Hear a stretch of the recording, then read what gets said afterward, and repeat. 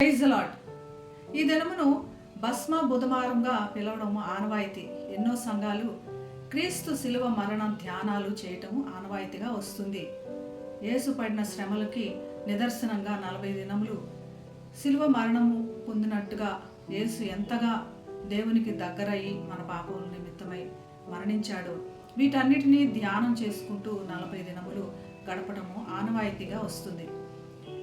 ప్రత్యేకించి ఈ కాలంలో పశ్చాత్తాపము మరియు పునరుజ్జీవం గురించి ముఖ్యమైన ఆరాధనలు లేదా బైబిల్ ధ్యానాలు చేయడం ఆనవాయితీ.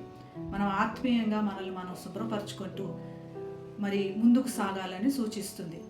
పూర్వదినాల్లో పాత నిబంధన కాలంలో గోనెపట్ట ధరించుకొని బూడిద రాసుకొని దుఃఖానికి సూచనగా చూపేవారు. కానీ యేసుప్రభు పైన రూపం కాదు, అంతరంగంగా మీరు మారి దేవునికి దగ్గరగా చేరండి అని చెప్తాడు. ఈ 40 దినములు బైబిల్ ధ్యానములు ఆ విధంగా ఉండాలి అన్నది సూచిస్తుంది.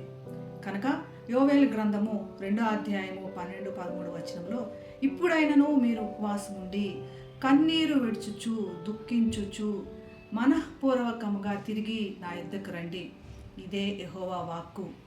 మీ దేవుడైన యెహోవా కరుణావాత్సల్యం గలవాడును శాంతిమూర్తియు అంతంత కృపగలవాడై ఉండి తాను చేయనుద్దేశించిన కీడుకు చేయక పశ్చాత్తాపడును కనుక మీ వస్త్రములను కాక మీ హృదయములను చింపుకొని ఆయన తట్టు తిరుగుడి అని యోవేలు గ్రంథంలో ప్రవక్త చెప్పిన విధంగా మనల్ని మనం సరిచేసుకుంటకు ప్రయత్నం చేద్దాం.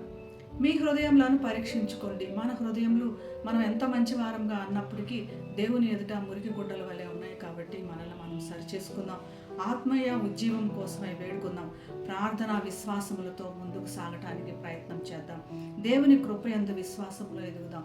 మనము ఎంత పాపిలైనా కూడా దేవుడు నా వైపు తిరగండి అని పిలుస్తున్నాడు. కాబట్టి ఆయన చాపిన చేతుల వైపు చూచి ముందుకు సాగుదాం. ప్రార్థన చేద్దాం. పరిశుద్ధుడైన యేసయ్య, మరి ఒకసారి శిలువ మరణ శ్రమల ధ్యానములు చేసుకోవడానికి మాకు ఇచ్చిన అవకాశం నిమిత్తమై వందనాలు. నీ కృపలో ప్రార్థనల్లో విశ్వాసంలో ఎదిగి నీకు దగ్గరగా చేరి నేను స్తుతించే భాగ్యం చేయమని యేసు నామమున ప్రార్థిస్తున్నాం తండ్రి. ఆమేన్. Have a blessed day. God bless you.